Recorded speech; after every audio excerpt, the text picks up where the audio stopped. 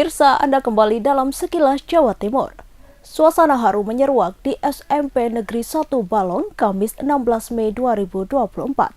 Bagaimana tidak, salah satu siswa kelas 9 Ilham Nugroho meninggal dunia pada Rabu 15 Mei 2024. Kabar duka itu juga diperkuat dengan uploadan cerita di Instagram @smpn1balong, di mana admin Instagram @smpn1balong berbagi tentang kabar meninggalnya Ilham Nugroho. Ilham Nugroho merupakan korban balon udara tanpa awak yang membawa mercon meledak di area sawah, Dusun Muneng Tengah, Desa Muneng, Kecamatan Balong, Kabupaten Ponorogo. Remaja berusia 15 tahun meninggal dunia setelah dirujuk di salah satu rumah sakit kota Surabaya.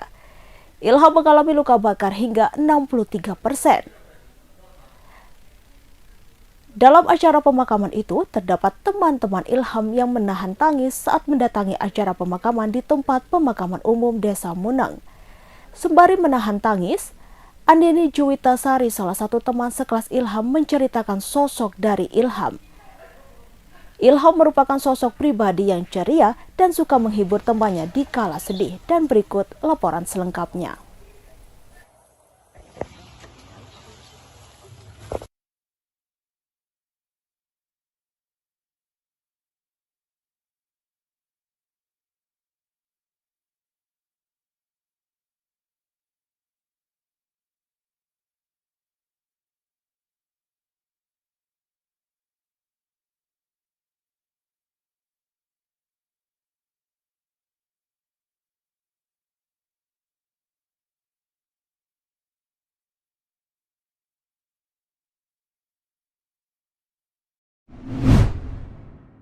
Pemerintah Kabupaten Ponorogo kembali menggelar Ponorogo Creative Festival 2024 pada Rabu 15 Mei 2024 hingga Sabtu 18 Mei 2024. Ponorogo Creative Festival 2024 ini merupakan event ketiga. Dalam pembukaan yang digelar di depan alun-alun Ponorogo, terlihat event tahunan Pemkab Ponorogo ini menyedot perhatian warga Rabu 15 Mei 2024. Berbagai penampilan seperti reog yang ditampilkan oleh para difabel panti asuhan tunanetra Aisisia. Kemudian kolaborasi musik Soundfest hingga Ponorogo Creative Carnival. Tampilan-tampilan itu membuat pecah Ponorogo Creative Festival 2024. Bupati Ponorogo, Sugiri Sancoko, turut meniup trompet menandakan bahwa acara ini resmi digelar. Sugiri menjelaskan, selain Ponorogo Creative Festival, pemerintah Kabupaten Ponorogo dalam setahun menggelar event-event besar yang bertujuan untuk memutar perekonomian. Dalam Ponorogo Creative Festival ada berbagai macam rangkaian acara yang disuguhkan seperti grebek suro dan rikolo zaman Sumono.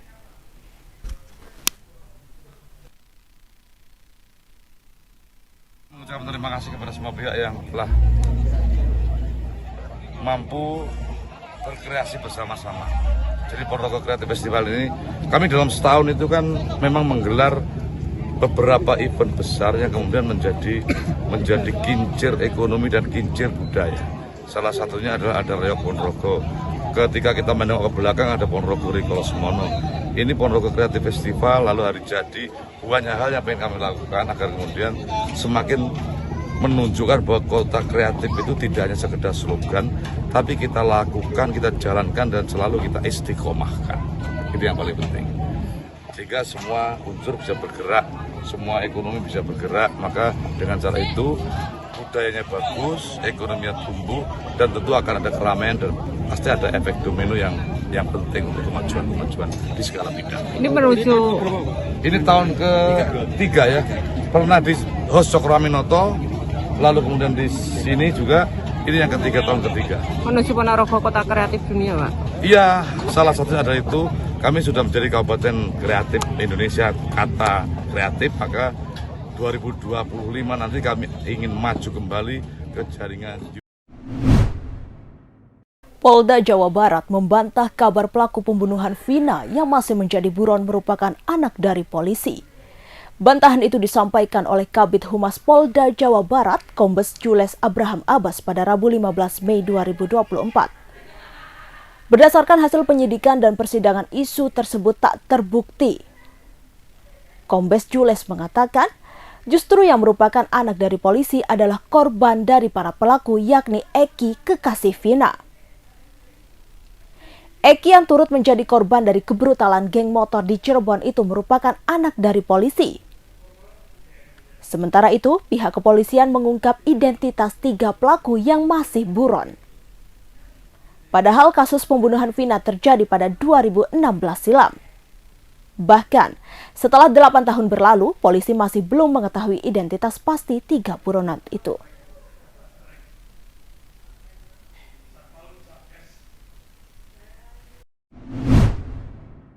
Sosok 3 pelaku kasus pembunuhan Vina di Cirebon belakangan menjadi sorotan. Pasalnya, 3 pembunuh Vina dan kekasihnya Eki itu hingga kini masih buron. Sejak Agustus 2016, 3 pria yang terlibat pembunuhan Vina dan Eki itu tak diketahui keberadaannya. Sementara 8 pelaku lainnya telah ditangkap pihak kepolisian sejak September 2016 hingga dijatuhi vonis oleh majelis hakim.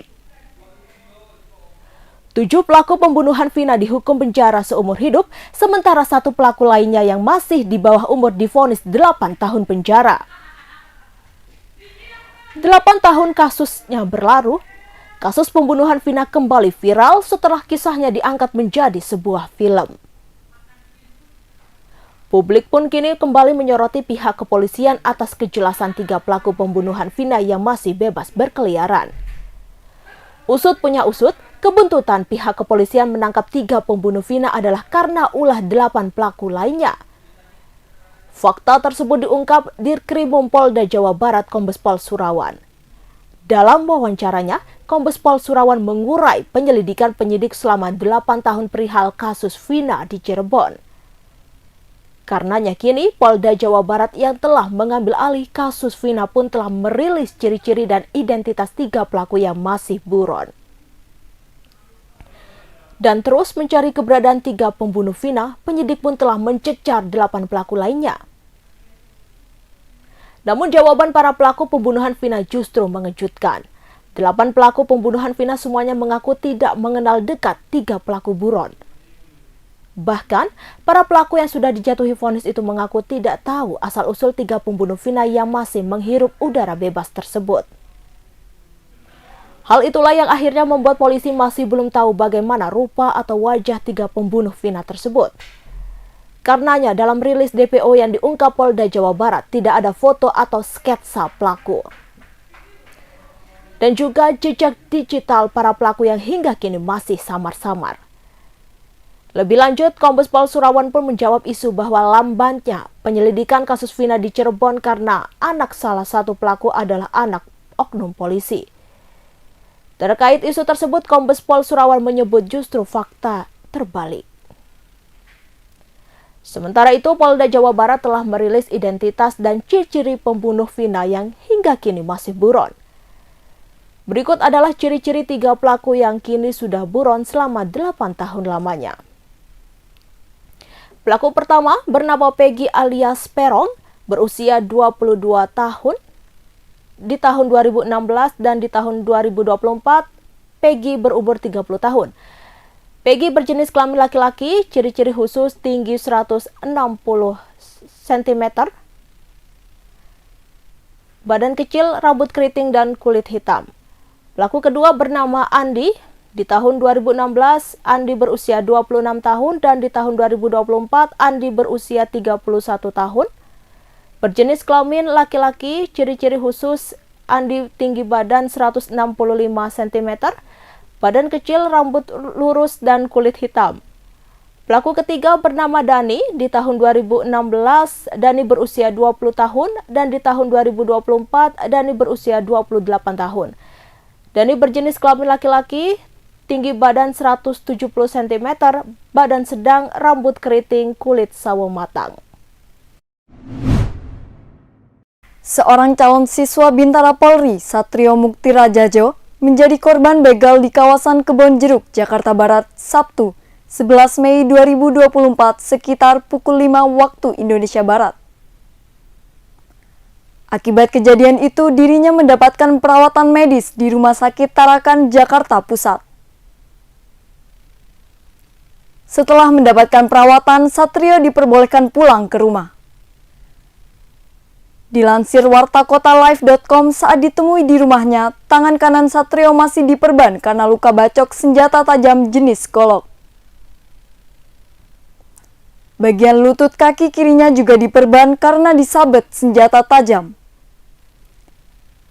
Satrio mengaku tertarik menjadi polisi karena terinspirasi sosok Aibda Monang Perlindungan Ambarita atau biasa dikenal Ambarita. Sejak SMP, Satrio telah menonton Ambarita dalam menindak pelaku kejahatan. Menurutnya, sikap Ambarita saat bertugas dan melakukan penangkapan begitu bagus, menunjukkan sosok polisi yang gagah. Melalui telepon Humas Polres Metro Jakarta Barat, Satrio sempat melakukan video call atau panggilan video dengan Ambarita. Wajahnya begitu senang saat melihat sosok Ambarita dari layar telepon seluler.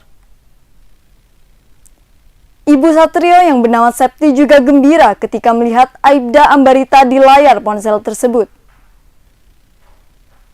Sementara Ambarita memberikan semangat kepada Satrio supaya cepat sembuh dan bisa mengikuti seleksi chassis Bintara Polri. Sementara itu, pada Kamis 16 Mei 2024, Kabid Humas Polda Metro Jaya, Kombes Adi Ari Syam Idradi, mengatakan bahwa pelaku yang membegal Satrio berjumlah 5 orang telah ditangkap. Ade Ari menjelaskan 3 orang merupakan pelaku utama dalam aksi tersebut. Mereka masing-masing bertugas sebagai joki hingga eksekutor yang membacok korban. Lalu 2 orang pelaku lain ditangkap lantaran diduga memasarkan dan membeli barang hasil jarahan dari chassis Bintara tersebut. Diberitakan sebelumnya, Kapolsek Kaben Jeruk Kampol Sutrisno menyebut korban dibegal saat mengendarai sepeda motornya sekitar pukul 5 waktu Indonesia Barat untuk menjalani tes Bintara di kawasan Jakarta Selatan. Namun saat dalam perjalanan, korban dipacok dengan pelaku begal di sebuah pom bensin di kawasan Jakarta Barat. Korban sempat memberikan perlawanan terhadap pelaku yang diperkirakan berjumlah 3 orang. Sayangnya, perlawanan Satrio tak berarti karena seorang pelaku membawa senjata tajam. Selain kehilangan barang berharga, jari Satrio terputus akibat sabetan senjata tajam dari pelaku.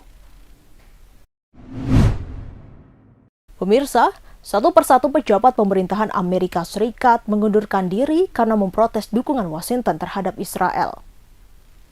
Terbaru, pejabat yang mundur bernama Lily Greenberg, orang Yahudi Amerika Serikat yang bekerja di Departemen Dalam Negeri.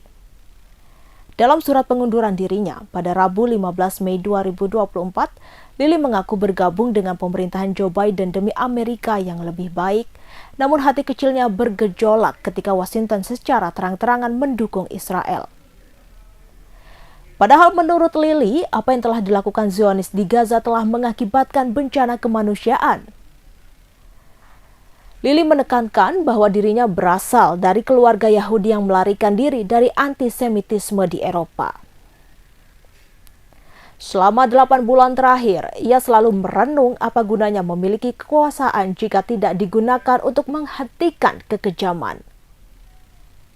Lily mengkritik hukuman kolektif terhadap warga Palestina melalui pengungsian, kelaparan, dan pembersihan etnis sejak Oktober 2023. Keputusannya mundur dari pemerintahan ternyata mendapat dukungan dari rekan-rekannya di Kementerian Dalam Negeri. Lily adalah orang kesekian yang mundur gara-gara memprotes dukungan Amerika Serikat ke Israel. Sebelumnya, perwira Angkatan Darat Amerika Serikat Harrison Mann juga mengundurkan diri dengan alasan serupa. Download Tribun X sekarang, menghadirkan lokal menjadi Indonesia.